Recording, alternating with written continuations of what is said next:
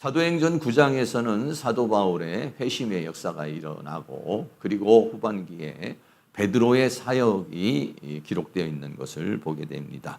지난번에는 요빠에 있는 이 베드로가 애니야와 요빠가 아니라 루따에 있는 애니야와 그리고 애니야의 중풍병을 치료하는 그러한 역사가 있었습니다. 오늘 본문에서는 이제 요빠라고 하는 지역에 다비다라고 하는 사람이 살고 있는데 이 사람이 죽었다가 다시 살아나는 그러한 것을 오늘 우리에게 말해주고 있습니다. 그런데 다비다라고 하는 이 사람은 아주 그 선행과 구제가 많은 그런 사람으로 설명되어져 있습니다.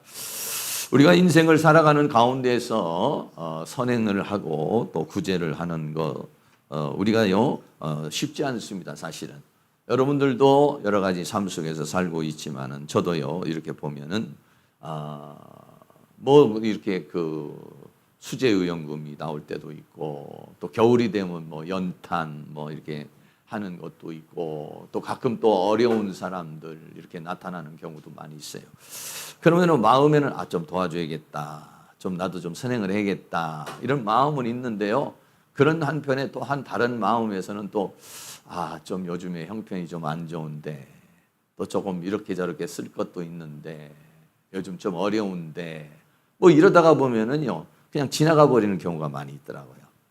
그래서 이렇게 늘 이렇게 선행을 하고 또 구제를 하고 또 어려운 사람이 있으면 도와주고 이런 것들이 어떻게 보면은 습관적으로 삶 속에 이렇게 묻어 있어야 되는데 그렇지 못한 경우가 있어요. 그래서 제가 부러워하는 사람들 중에서 어떤 사람들을 부러워하냐면 그런 거 잘 하시는 분들 제가 부러워해요. 우리 주일학교도 그렇고 또 우리 성도님들 중에서도 그렇고 이렇게 보면은 늘 이렇게 봉사해주고 헌신해주는 게 아주 이렇게 자연스럽고 아주 이렇게 또 삶으로 나타나고 또 식사 우리가 준비를 한다든지 같이 이렇게 나눈다든지 그러면은요 아예 몸에 그런 것들이 아주 배어 있는 사람이 있어요. 대접받는 것이 아주 몸에 배어 있는 사람도 있고 대접을 하는 것이 또 아주 이렇게 몸에 배어 있는 그런 사람도 있어요. 그래서 그런 것들이 굉장히 참 중요하고 그리고 또 늘 살아가는 가운데서 주변을 살피면서 누가 어려운 사람이 없는가, 좀 힘든 사람이 없는가, 뭐 이런 것들을 살펴보면서 마음을 좀 나눠주기도 하고 또 물질을 나눠주기도 하고 또 삶을 나눠주기도 하는 뭐 이런 삶이 우리에게 필요한 그런 것이죠. 그런데 오늘 이 다비다라고 하는 사람은 아주 그런 부분에서 탁월한 그런 분이에요. 그래서 첫 번째는 다비다의 선행과 구제에 대한 그런 이야기입니다. 사도행전 9장 36절에 요빠에 다비다라 하는 여제자가 있으니 그 이름은 번역하면 도로가라. 선행과 구제하는 일이 심히 많더니 라고 그렇게 말하고 있어요. 그래서 이 사람이 사는 곳이 어디냐면요 요빠라고 하는 곳입니다. 요빠라고 하는 곳은 지난주에도 우리가 그 지도를 좀 이렇게 보았는데 지도에 보면은 가운데 예루살렘이 있어요.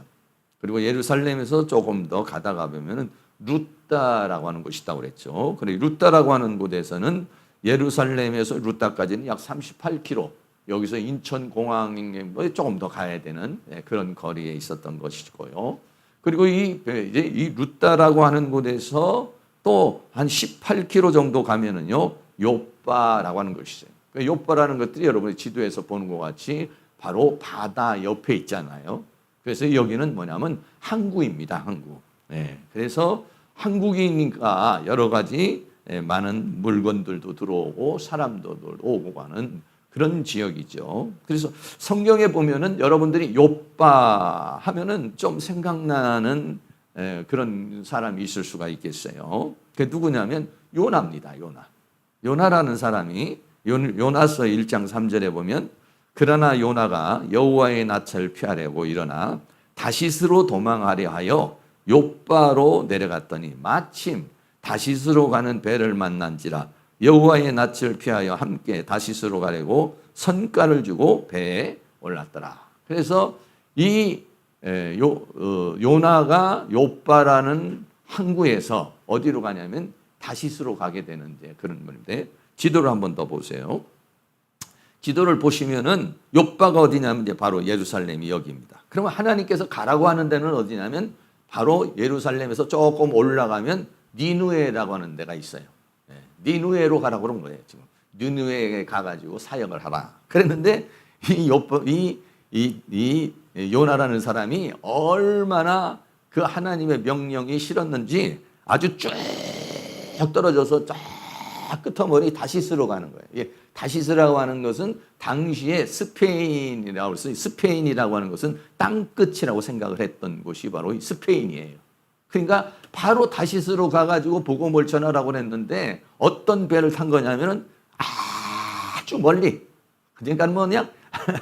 하나님의 명령을 아주 마음에 아주 거부를 해도 조금 거부를 한 것이 아니라 큰 거부를 한 것이죠. 그래서 아주 저 멀리 이렇게 가는 곳이 어디냐면 다시스라고 하는 곳, 당시에 스페인이라는 곳으로 이게 가게 되는 그런 모습을 보게 돼요. 거기가 어디냐면 바로 욥바라고 하는 이 항구인 것이죠. 그래서 다시스로 도망을 가는, 다시스로 가게 되는. 이렇게 멀리 가면 하나님이 못 찾겠지. 뭐 이런 생각을 뭐 했을 수도 있겠죠. 그래서 니느웨하고는 쫙 반대인 다시스로 가는 배를 타고 가다가 이제 풍랑을 만나게 되는 곳이 바로 욥바라는 것입니다. 그리고 또 이 욥바 항구는 어떤 곳이냐면은요, 솔로몬 왕이 성전을 짓지 않습니까? 성전을 짓는데 또 이 이스라엘에는 좋은 나무들이 그렇게 많지 않아요. 산지가 있기 때문에. 그래서 어디에서 이 나무를 갖다가 쓰냐면은요, 레바논이라는 곳에서 갖다 씁니다. 그래서 역대하 2장 16절에 보면 우리가 레바논에서 당신의 쓰실 만큼 벌목하여 때를 엮어 바다에 띄어 욥바로 보내리니 당신은 수운하여 예루살렘으로 올리소서 하였더라 라고 그랬어요.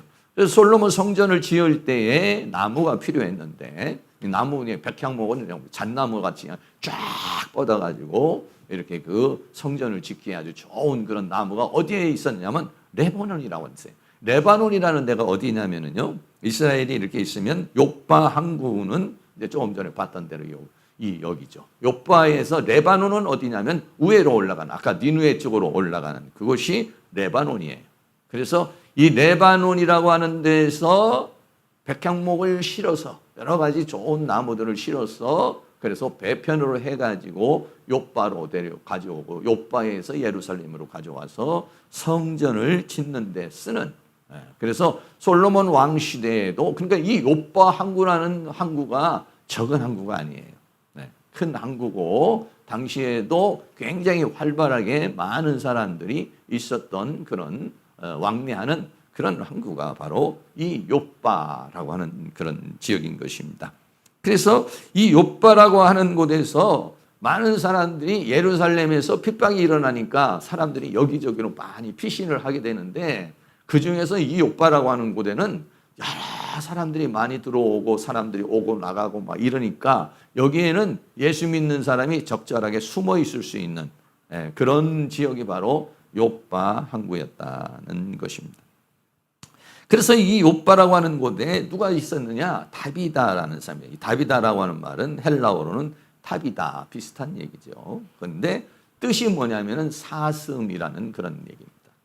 그런데 이 다비다라는 말은 원래 아람어예요. 아람어인데 히브리식 이름이죠. 그리고 또 이름이 또 하나가 있어요. 왜 그러냐면 이 사람은 예루살렘에 거하는 사람이 아니라 원래의 외지에 사는 사람이에요. 헬라파 유대인이에요. 그래서 헬라파 이름이 있어요. 헬라파 이름이 뭐냐면 도로가라는 얘기. 도로가라는 얘기인데 도로가라는 얘기는 뭐냐면 가젤 영양이라는 그런 말이죠. 그래서 영양이라고 하는 뜻이나 사슴이라는 말하고 비슷한 거예요. 그러니까는 영양도 사슴하고 좀 비슷한 그런 동물이에요.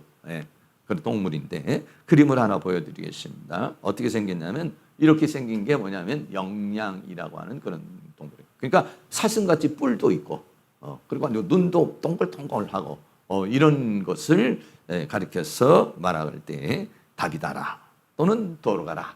그래서 다비다라든지 도르가라고 하는 이름은 뭐냐면은 아름다운 눈을 가진 동물이라는 뜻이에요. 그래서 여성의 그 아름다움, 아우 저 사람이 아우 아름답다, 이쁘다 이렇게 말했을 때에 이 다비다라는 이름이라든지 또는 도르가라는 이름을 쓰는데 그 이름은 뭐냐면 어여쁜 여자다, 아름다운 여자다 이런 얘기입니다. 그래서요 아가서에서 보면은요 이 솔로몬이 슐라미 여인을 표현을 할 때도 이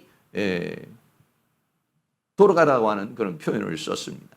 아가서 8장 14절에 보면 나의 사랑하는 자야 너는 빨리 달리라 향기로운 산들에서 노루와도 같고 이렇게 하면서 어린 사슴과도 같아야라.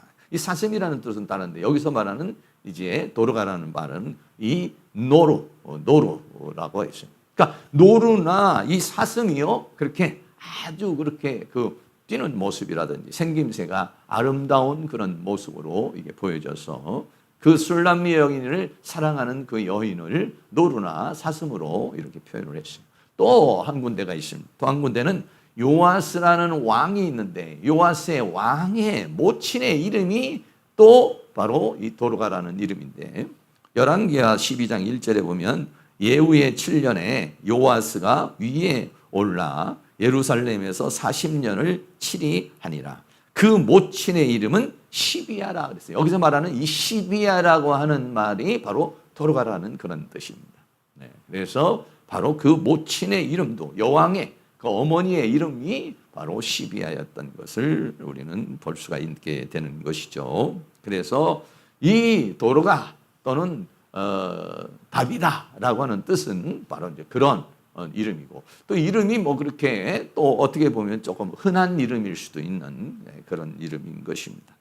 그런데요, 이 도르가를 뭐라고 말을 했느냐면요, 도르가가 있는데 이 도르가를 여제자라 했어요.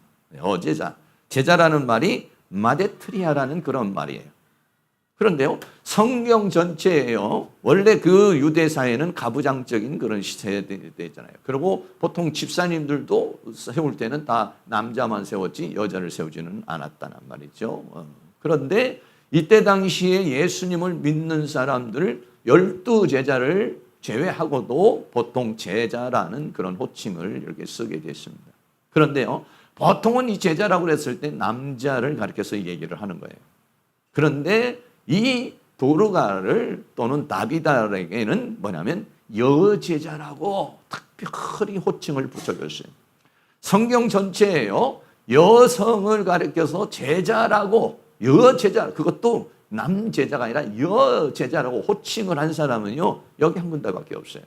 그러니까 그만큼 제자 중에 제자다. 이 사람은 믿는 사람 중에 진정을 믿는다. 오늘날로 말하면 이분은 진짜 집사님이시다, 이분은 진짜 권사님이시다, 이분은 진짜 목사님이다. 많은 분들이 있지만은 모든 사람들이, 다른 모든 사람들이 인정해주는 그 사람의 신앙과 그 사람의 인격이나 성품이나 삶이 선행과 구제가 많은 그런 사람인데 그렇게 모든 사람들로부터요 인정을 받은 사람입니다. 이게 누구냐면 다비다라고 하는 그런 사람. 그런데 이 사람이 어땠습니까? 사도행전 9장 36절에 욥바에 다비다라는 여제자가 있으니 그 이름은 번역하면 도르가라. 그런데 이 여자를 한 줄로 딱 평가를 내는데 선행과 구제하는 일이 심히 많더니 사도행전 9장 36절에 어떻게 보면은요 한 줄로 평가를 딱 내려요. 여러분들은 한 줄로 평가를, 여러분을 만약에 한 줄로 평가를 한다면 뭐라고 평가를 하겠습니까? 우리나라에 이완용 그러면 매국노 딱 이렇게 찍죠. 전두환 그럼 독재자 이렇게 쫙 찍잖아요. 딱 한마디가 그 사람의 일생을 다 포함하고 있어요. 나는 다른 사람들이 말할 때 뭐라고 딱 한마디. 저도 한번 생각해 봤어요. 사람들이 나를 갖다가 뭐라고 딱 한마디로 표현을 할까? 여러분들은 만약에 표현한다면 뭐라고 딱 표현할까요? 저분은 기도하는 사람. 저 사람은 이런 사람. 어떻게 한마디로 평가할 수가 있겠죠. 예. 나를 하는 다른 사람들이 한마디, 우리 교회에서 여기 계신 모든 분들에게 우리 어떤 집사님은 한마디로 평가한다면 이런 분. 어떤 권사님은 한마디로 평가한다는 이런 분. 뭐 이렇게 얘기할 수가 있겠죠. 근데 이 도로가라는 사람의 특징은 뭐냐면 선행과 구제하는 일이 심히 많더니. 특별히 또 여제자라고 하는 타이틀도 있지 않습니까? 여제자라고 그랬으니까 그는 아주 정말 제자 중에서도 제자라. 그런데 그 사람은 그 사람의 인생, 그 사람을 한마디로 평가를 한다면은 그 사람은 뭐냐면 선행과 구제가 많은 사람이다 라고 그랬어요. 선행이라고 하는 말은 뭐냐면 일반 착한 행실을 가리켜서 말하고 있어요. 그러니까 보통 이 사람은 교회에서도 이 사람은 참 착한 사람이야. 아주 선한 행동을 많이 하는 사람이야. 이렇게 평가가 되어지는 사람이고요. 특별히 구제라는 말이 있습니다. 이 구제라는 말은 엘레모시네라는 말인데 이 엘레모시네라는 말은 불쌍히 여긴 자비를 그런 말입니다. 여러분은 어떤 사람을 볼 때 그 사람의 장점을 보세요? 단점을 보세요? 또 여러분은 어떤 사람을 볼 때 뭘 보시나요? 어떤 사람은 기대감을 가지고 볼 수도 있고 어떤 사람은 그 사람을 볼 때 불쌍히 여기는 마음, 긍휼히 여기는 마음, 주님의 마음, 사랑의 마음을 가지고 보는 사람이 있어요.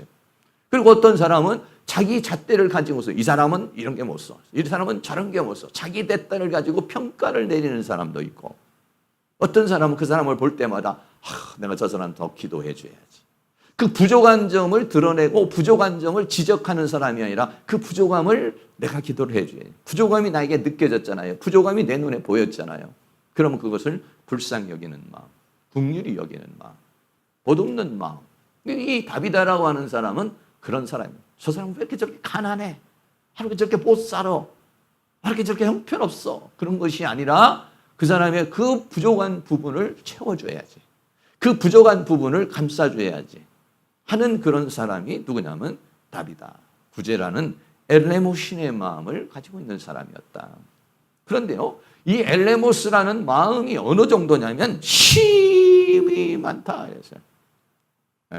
심이 많다. 심이 많다는 이 플레레스라는 말은요, 원래가 뭐냐면 가득 찼다.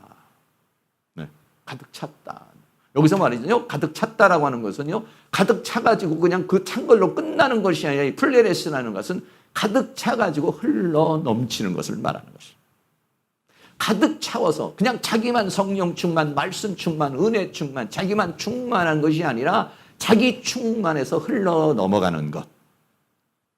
그래서 많기는 하는데 어떻게 많다? 우리 성경에 아주 잘 표현을 잘했어요.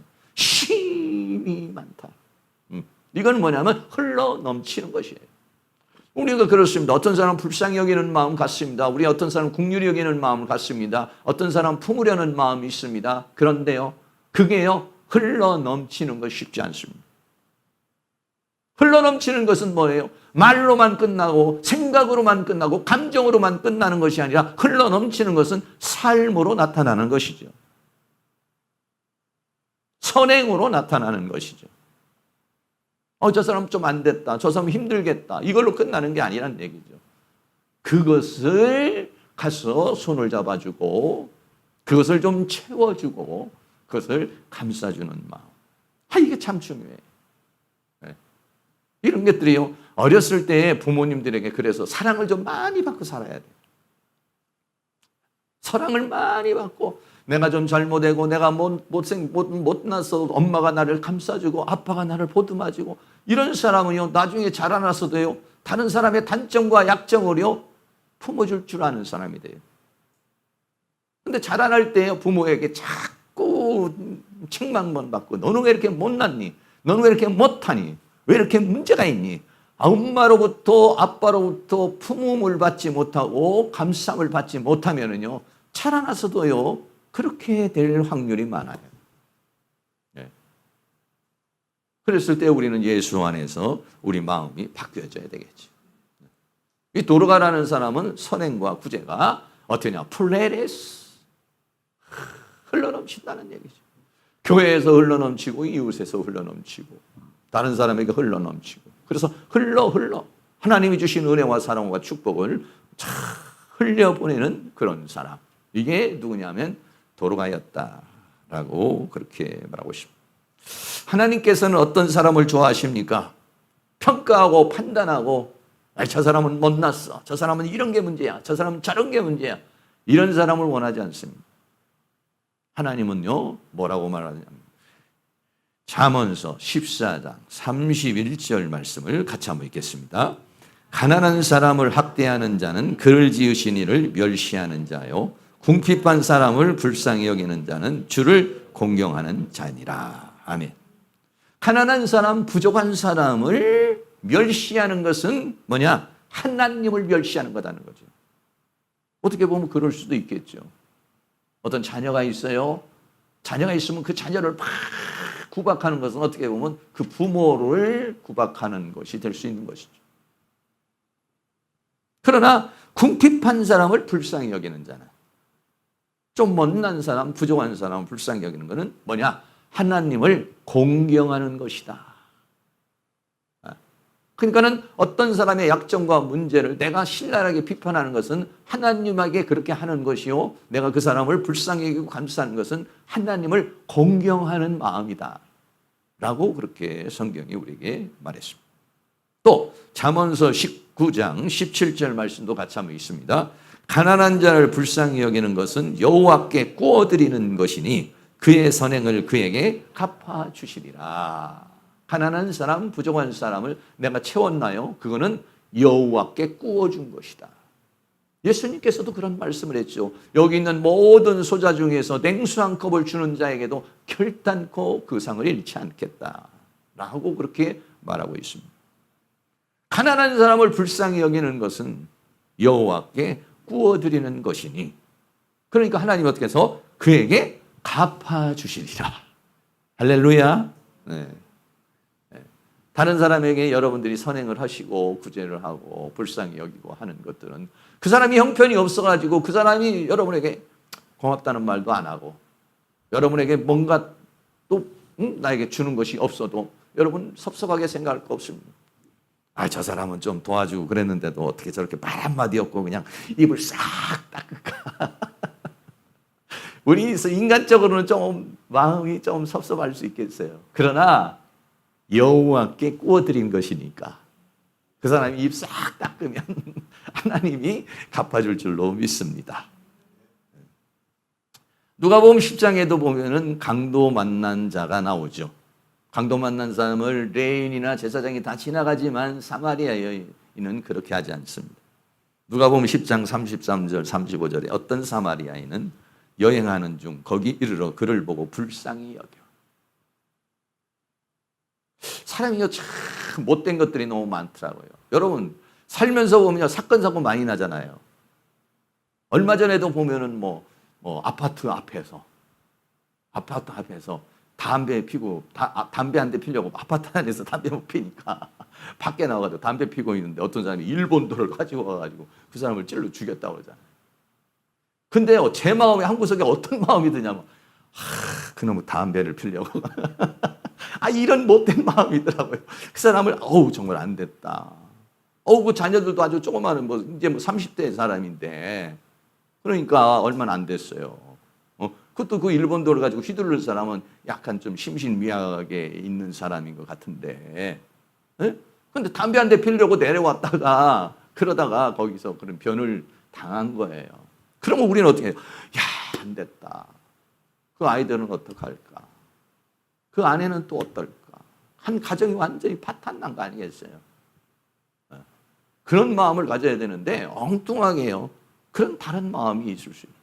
이 강도 만난 사람도 어떻게 보면 레인이나 제사장은 좀 조심해야지. 왜 강도 만나가지고 해가지고 피해 가버렸어요. 그런데 사마리아 여인은 생각이 달라. 그 강도 만난 사람을 비난하고 강도 만난 사람 네가 잘해야지. 도둑 맞는 것도 네가 잘해야 되는 거야. 왜 도둑을 맞아? 왜 강도를 맞아? 조심해야지. 밤에 다니지 말아야지. 이래야지. 저래야지. 우리가 그 사람을요. 지금 현재 어떤 상황에 처해 있는 사람을 그렇게 말하는 경우도 있어요.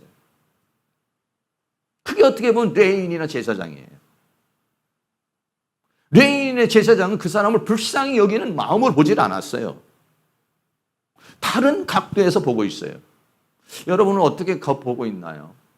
사랑하는 아내, 사랑하는 남편, 자녀, 또 우리 성도님들, 그리고 내가 살고 있는 관계 맺는 사람들, 우리는 어떤 잣대로 그 사람을 보고 있느냐는 거예요.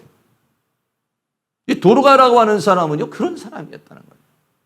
그 사람의 약점, 그 사람의 부족함, 그 사람의 가난함, 이거를 채워주는 사람, 보듬어주는 스타일의 사람이래요. 선행이 많고 구제가 많다. 선행만 해서 그냥 행동만 있는 것이 아니라 구제가 있다는 것은 자기의 물질이나 자기의 헌신과 희생이 있었다는 것을 말해주고 있죠. 사마리아인도 마찬가지로 불쌍히 여기면은요, 여러분 지나가 버리면은요, 자기가 손에 낼 게 하나도 없잖아요. 그냥 불쌍히 여기면은요, 이게 골치 아파져요. 왜? 포도주와 기름을 상처에 붓고 싸매줘야 되죠. 또 돌봐줘야 되죠. 그렇다고 해서 그걸로 끝난 게 아니잖아요. 주막으로 데려갔어요. 오늘날로 말하면 병원으로 데려가야 되는 거고요.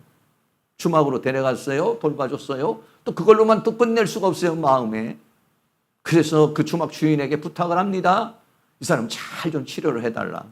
내가 지금 급한 일이 있어서 내가 볼일 보러 가는데 돌아오면 내가 다시 그 사람에게 들어간 모든 치료비를 주겠다.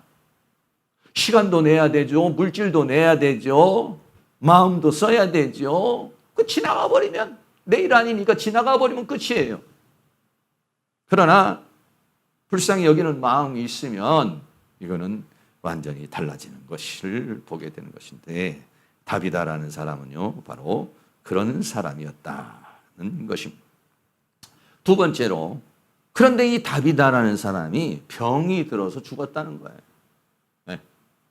그러니까 그 요빠라는 지역에서는요, 이 다비다가 참 굉장히 선을 말하고 구제를 많이 하니까 그 믿음의 사람 세계 속에서나 믿지 않는 사람 세계 속에서도 모두가 칭찬하는 그런 사람이에요. 야, 정말 저 다비다는 여제자야. 진짜 예수 믿는 사람이야. 이렇게 말했던 사람이죠. 근데요, 병이 들었어요. 사도행전 9장 37절 말씀에 그때에 병들어 죽음에, 나이가 얼마인지는 모르겠지만은 병이 들어서 죽었다. 근데 병에 들어서 죽으면은 어떻게 했습니까? 가족들이 장례를 치른다든지 가족들이 돌봐야 되는데 여기서는요, 가족이 나오질 않아요.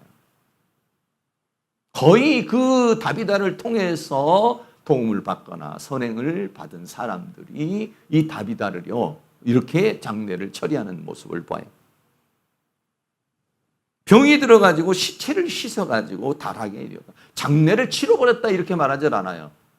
다비다가 죽어서 장례를 치러버렸다 이렇게 말하지를 않고, 다비다가 죽었는데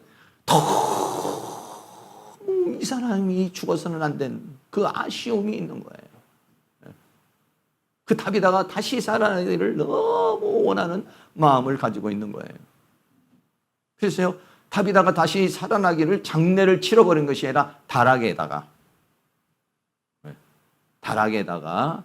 뉘었다. 보통 이 다락이라고 하는 곳은 기도를 하거나 또는 뭐 침상이 있을 수도 있고 조금 일반 집하고는 공간이 다른 곳이죠. 근데 이 다락이라는 것이요, 성경에 보면은요, 이 죽은 자를 왜 다락에 올려놨을까 하는데, 성경에 보면은요, 죽은 사람이 살아난 경우가 몇 번 있어요. 그 중에서도 엘리야가 한번 살린 경우도 있고 엘리사도 한번 살린 경우도 있어요. 네. 바울도 살린 경우가 있고 예수님도 죽은 자를 살린 경우가 있는데, 구약 성경에서 이렇게 쭉 내려오는 가운데서요, 엘리야와 엘리사가 그 사람을 살리는데 어디다 갖다 놨냐면요, 타락에다 갖다 놓는 거예요. 우리가 보통 신학자들도 생각을 했을 때는 아마 그런 생각에서 다락에다 놨을 거라고 보이죠. 열왕기상 17장 19절 20절에 이렇게 보면요, 여기는 뭐가 있냐면 사르밧 가부의 아들이 나와요. 엘리야가 사르밧 가부의 집에서 많은 해 동안의 공개를 받고 갈멜산에서 사역을 하고 그러는 것이죠. 그런데 그 사르밧 가부의 아들이요, 죽음을 당한 거예요. 그래서 엘리야가 이제 와서 왕상 17장 19절에 엘리야가 저에게 그 아들을 달라 하여 그를 그 여인의 품에서 취하고 안고 자기의 거처하는 다락에 올라가서. 그러니까 엘리야를 위해서 다락을 만들어주는데 엘리야가 다락에만 있지 않고 보통 갈멜산에 가서 이제 기도를 하고 거주를 했죠. 그 자기를 위하여 그 수냄 이 사르밧가부가 만들어 놓은 공간이죠. 어떻게 보면 기도 공간이죠. 다락에 올라가서 자기 침상에 누이고 그리고 여호와께 엘리야의 소리 그 침상에 누이고 기도를 합니다. 네. 어떻게 기도를 하냐면요. 아이의 위에 몸을 3번 펴서 엎드리고 하나님 앞에 기도를 하는 거예요. 네. 시체 위에 올라가서. 여러분 쉽지 않죠. 죽은 사람이 시체를 갖다가 딱 펴놨는데 거위에 똑같이 올라가서 입을 맞추고 코를 맞추고 해서 쫙 앉아가지고 그리고는 기도를 한다는 게 그러니까는 자기 그 얼마나 간절한 기도가 되겠어요. 여러분 그런 기도하고 혹시 해본 적 있나요? 저도 그렇게 기도를 저보고 만약에 냉동실인데 죽어가지고 영안실에 들어갔다든지 그런데 그 시체를 꺼내놓고 거 올라가가지고 여러분 그렇게 기도를 하라면 할 수 있겠어요? 그 엘리야에게는 그런 확신이 있었죠. 여호와께서 엘리야의 소리를 들으시고 그 아이의 혼이 몸으로 돌아오고 살아나는 그러한 역사가 일어났어요. 그런데요, 그 이후에 엘리사가 또 엘리사도 수냄 여인의 아이가 있는데 그 수냄 여인의 아이가요 또 죽음을 당하게 됐어요. 그래서 수냄 여인이 어떻게 하느냐면요, 그 엘리사가 묵는 다락에 침상에다가 아이를 놓고 그리고 엘리사가 거하는 갈멜산까지 뛰어가는 거예요. 그래가지고 내 아들이 죽었다 라고 하니까 엘리사가 또 달려오죠. 그래서 열왕기하 4장 21절 32절에 보면 그 어미가 올라가서 아들을 하나님의 사람의 침상 위에 두고 죽으니까 그 하나님의 사람의 침상에 다락에 올라가 놓고 문을 닫고 나와서 엘리사가 집에 나왔죠. 그리고는 32절에서는 엘리사가 집에 들어가 보니 아이가 죽었는데 자기의 침상에 눕혀놓은 거예요. 그러니까는 또 엘리사도 역시 마찬가지로 그 스승이 그렇게 했던 대로 비슷하게 그 아이에 올라가 가지고 그 입을 대고 자기 눈을 손을 대고 몸에 엎드려 기도를 합니다. 그러니까는요 아이가 어떠냐면 살이 점점 따뜻해지게 된 거예요. 그리고 한참 기도를 하다가 또 나와서 엘리사가 한 바퀴 또 마당을 돌다가 다시 올라가 가지고 또 기도를 합니다. 그러니까 이 아이가요 깨어나는 거예요. 7번 재채기를 하고 눈을 떴다 라고 그렇게 말해요. 그래서 치료되는 역사가 있어요.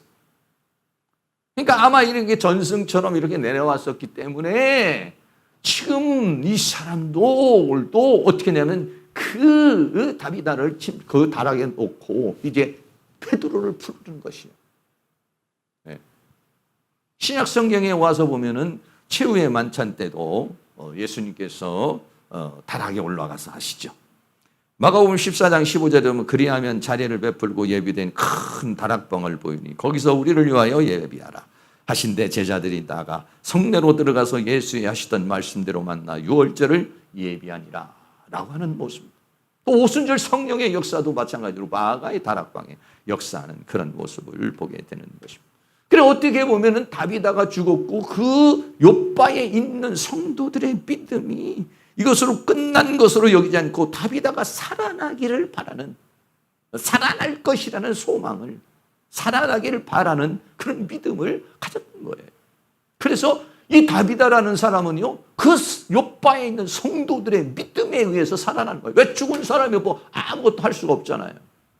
근데 거기에 있는 성도들에 의해서, 그 성도들이 누구냐? 대체적으로는 다비다로부터 도움을 받고 다비다로부터 관계를 갖고 다비다의 그 선행이 그렇게 많으니까 다비다가 죽었다니까 많은 사람이 몰려온 거예요. 그래서 그 사람들이 다비다를 그냥 보낼 수 없습니다. 다비다는 살려야 합니다 라고 하는 그런 마음이지. 세 번째, 다비다가 다시 살아납니다.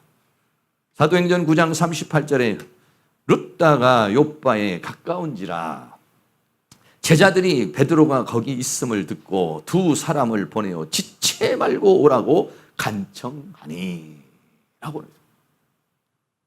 마침 그런 상황이 생겼는데 어땠습니까? 베드로의 사역이 룻다에서 그 지역의 사론 지역에까지 많은 사람이 죽게로 돌아오는 애니아의 중풍병의 치유의 역사가 일어났는데 거기에서 18km 정도, 18km면 제가 찍어보니까 어디냐면 여기에서 송도, 이 계산동에서 송도까지 가면요 한 18km 정도 돼요.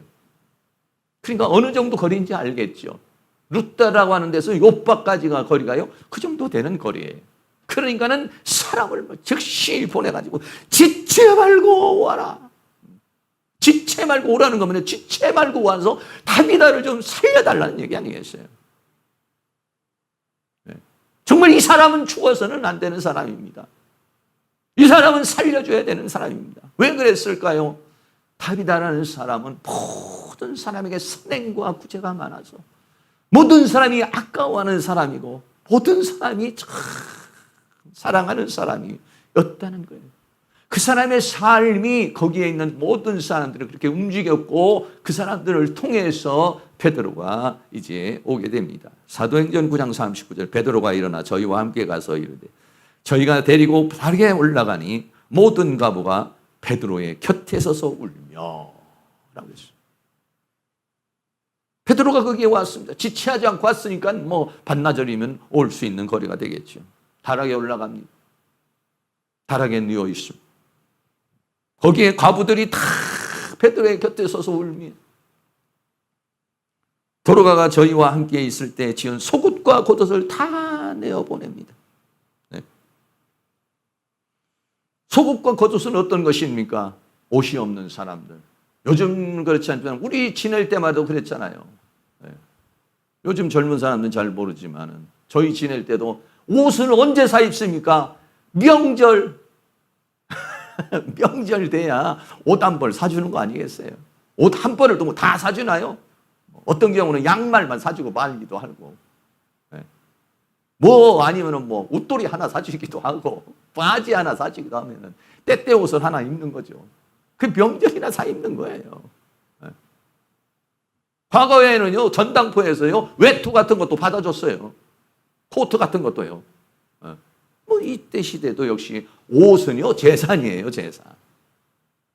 간단한 옷이 아니에요. 이 옷은요 엄청나게 비싼 거예요, 이게. 그러니까 예수님이 돌아가실 때에도 옷을 제비 뽑아 서로 갔잖아요. 사형수로 죽는 사람 그 옷도 갖다가 팔기도 하고 자기가 입기도 하는 거예요. 요즘 시대하고는 다르죠. 그런데 겉옷을 내놓고 속옷을 내놓고. 그러니까는 이 다비다라는 사람의 선행이라는 것은 그냥 좀 돈 좀 있어서 이렇게 하는 게 아니야. 정말 자기 자신이 손수 그걸 다, 물론 뭐 그 시대는 뭐 그럴 수밖에 없는 상황이었겠지만은 그러나 손수 그것을 자기가 다 지어서 속옷도 짓고 겉옷도 지어서 헐벗은 사람, 또 힘든 사람, 어려운 사람 그런 걸 다 내어보내주는 거예요. 그러니까 아마 그런 것들이 좀 있었던 것 같아요. 좀 해놨던 것 같아요, 아마.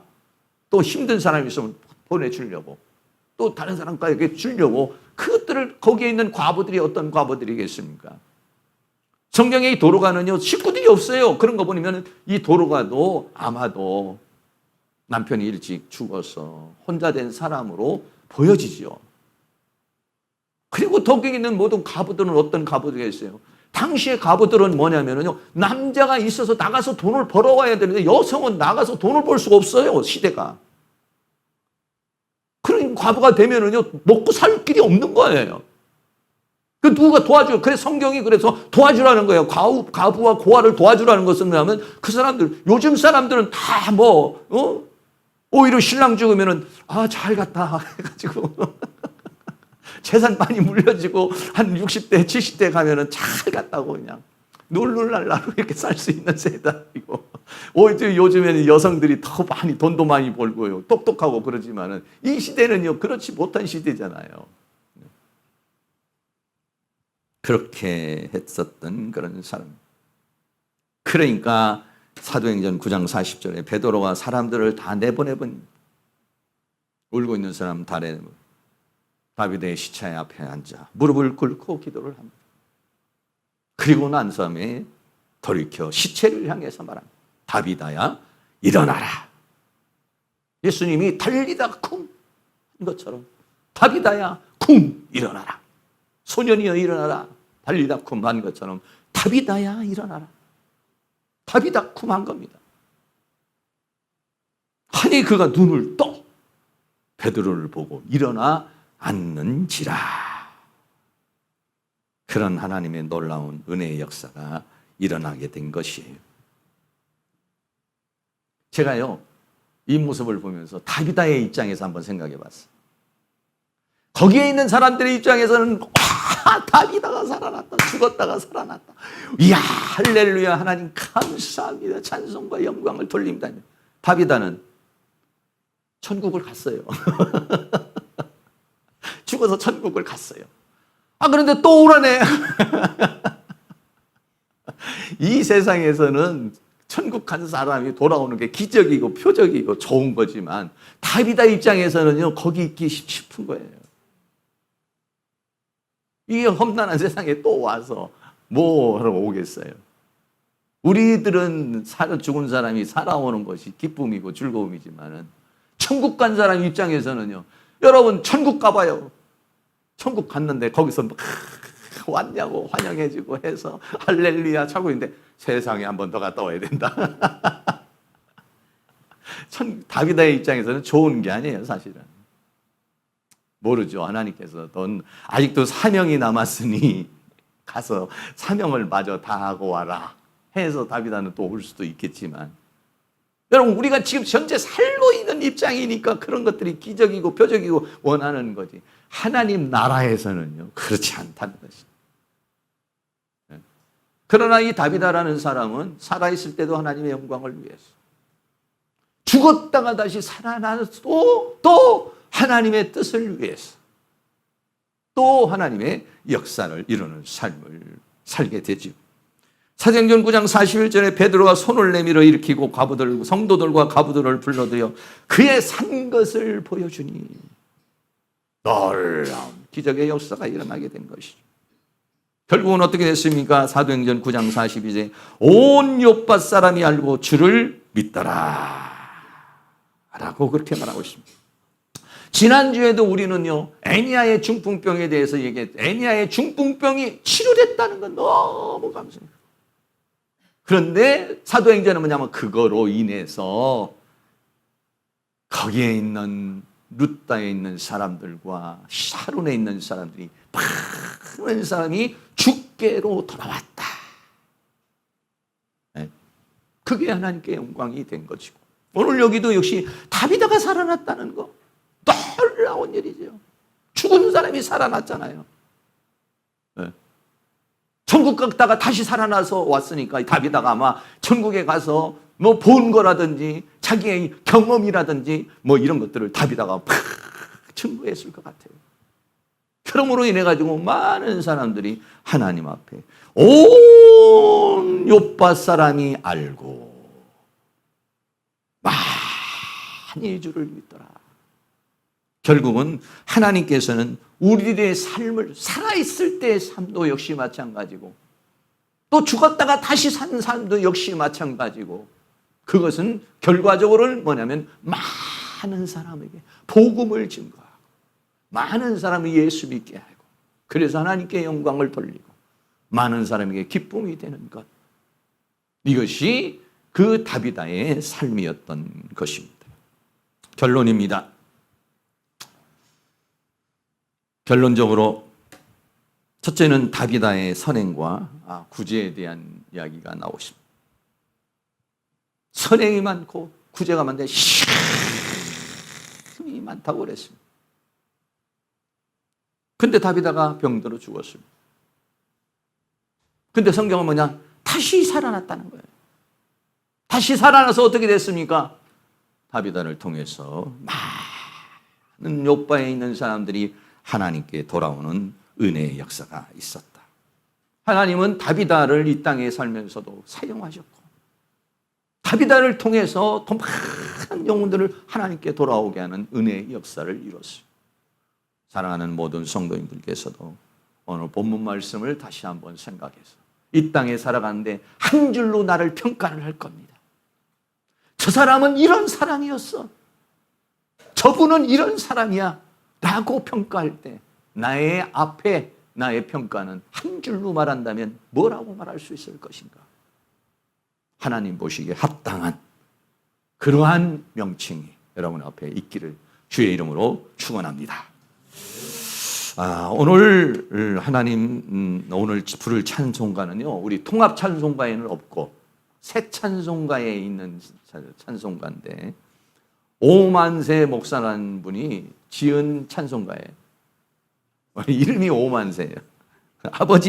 아버지가 오용필 목사님인데 이분이 일제시대에 살면서 아들을 이름을 뭐냐 만세라고 줬어요.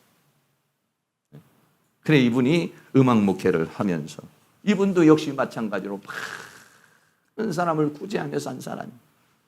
그 중에서도 음악 자기가 가지고 있는 달란트를 가지고 17년 동안 홀 3위 돕기 음악회를 해서 거기에서 나온 수익을 가지고 많은 사람을 도와줬던 그런 사람의 그런 분이 지은 찬양입니다.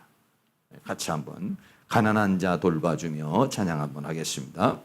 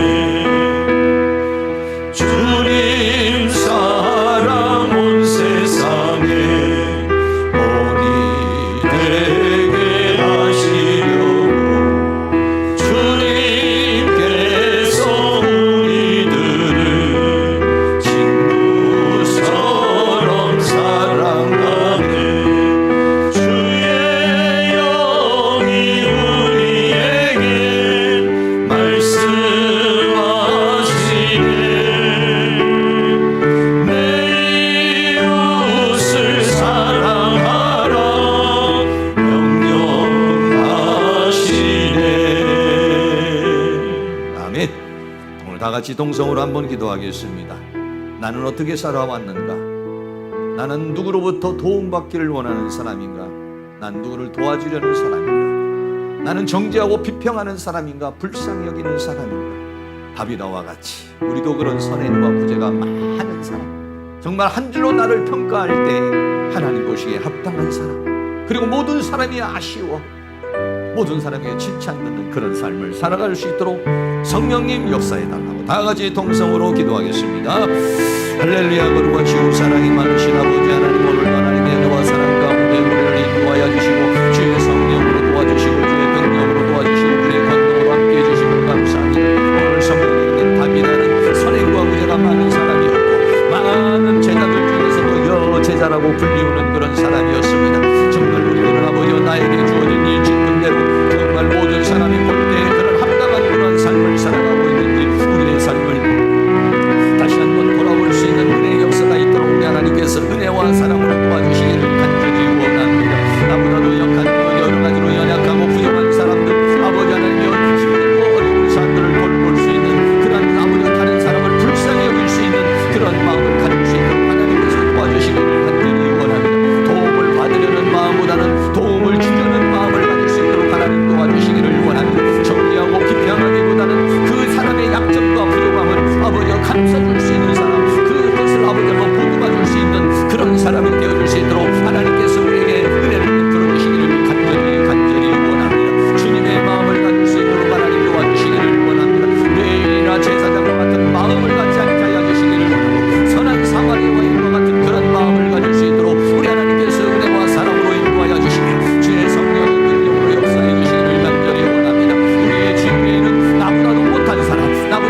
가난하고 의젓고 힘들고 어려운 사람이 얼마나 많이 있습니까? 아버지 하나님, 그런 사람을 우리는 돌보줄 수 있는 그런 사람에게 마음을 나눠주고 물질을 나눠주고 우리 또 생각을 나눠주고 우리의 삶을 나눠주고 아버지 하나님, 그렇게 그들을 감싸줄 수 있는 그런 사람이 될 수 있도록 우리 하나님께서 은혜와 사랑으로 인도해 주시기를 간절히 원합니다. 성령님, 성령님 도와주시옵소서. 성령님, 성령님 함께하여 주시기를 간절히 원합니다. 아버지 하나님, 은혜를 베풀어 주시기를 간절히 원합니다. 다른 사람이 다 아쉬워하는 사람, 다른 사람이 그 사랑하는 사람, 다른 사람이 그 사람을 아버지를 칭찬하는 사람, 아버지 그런 사람이 되어줄 수 있도록 우리 하나님께서 은혜와 사랑으로 인도해 주시고 주의 성령의 능력으로 역사해 주시며 주의 권능의 손길로 역사해 주시기를 간절히 원합니다. 성령님, 성령님 도와주시옵소서. 성령님, 성령님 함께하여 주시옵소서. 우리 하나님 능력의 손길로 도와주시기를 원합니다. 우리 교회도 아버지 하나님, 이 지역에 있는 영혼들을 구제하고 더 많은 가난한 사람을 돌보며 더 어려운 사람을 돌볼 수 있는 그러한 교회가 될 수 있도록 하나님께서 은혜를 베풀어 주시고 우리의 삶도 그러한 삶을 살아갈 수 있도록 우리 하나님께서 그 능력의 손길로 우리를 인도해 주시며 주의 권능으로 역사해 주시며 주의 은혜와 사랑으로 인도해 주시기를 간절히 원합니다. 성령님, 성령님 도와주시옵소서. 주님의 마음을 주시옵소서. 주님의 마음을 주시옵소서. 다른 사람을 불쌍히 여기는 마음을 주시옵소서. 다른 사람을 긍휼히 여기는 마음을 주시옵시고 주의 성령께서 우리들을 주관하여 주시고 붙들어 주시고 함께해 주시기를 간절히 원합니다. 성령님 도우시고 인도하여 주시옵소서. 사랑과 은혜가 많으신 우리 아버지 하나님, 레인과 같이 또는 제사장과 같이 강도 만난 자를 보고는 피하여 지나가는 자가 아니라 그 사람을 불쌍히 여길 수 있는, 긍휼히 여길 수 있는 그런 마음을 가질 수 있도록 하나님께서 우리에게 은혜를 베풀어 주시기를 원합니다. 다른 사람을 정죄하고 비평하는 자가 되지 않게 하여 주시고 다른 사람의 약점과 다른 사람의 부족함과 다른 사람의 연약함과 다른 사람의 모난 부분까지도 품을 수 있는 그런 은혜가 있기를 원합니다. 우리는 얼마나 주님 앞에 모난 사람입니까? 우리는 얼마나 정말 하나님 보시기에 합당치 못한 사람입니까? 그럼에도 불구하고 주님께서 나를 안아주시고 주님께서 나를 품어주시고 주님께서 지금까지 나를 이끌어 주신 것처럼 우리도 우리의 이웃을, 우리의 가정에, 우리의 식구들을, 또 우리의 교인들을 또 서로 이렇게 주님의 마음을 가지고 그 사람을 불쌍히 여길 수 있는, 긍휼히 여길 수 있는, 그래서 우리가 선행과 구제가 우리에게 넘쳐날 수 있도록 하나님께서 우리를 인도해 주시고 붙들어 주시고 함께하여 주시옵소서. 다비다와 같이 여제자가 되기를 원합니다. 정말 저 사람은 정말 집사님이야, 저분은 정말 성도님이야, 정말 그리스도인이야, 정말 목사야 라고 다른 사람으로부터 존칭을 받을 수 있는 그런 삶을 살아갈 수 있도록, 그런 인격과 그런 성품과 그러한 삶을 살아가는 저희들의 삶이 될 수 있도록 은혜를 베풀어 주시옵소서. 예수 그리스도의 이름으로 기도하옵나이다. 아멘. 다 같이 자리에 일어나셔서 찬송가 369장을 드리겠습니다.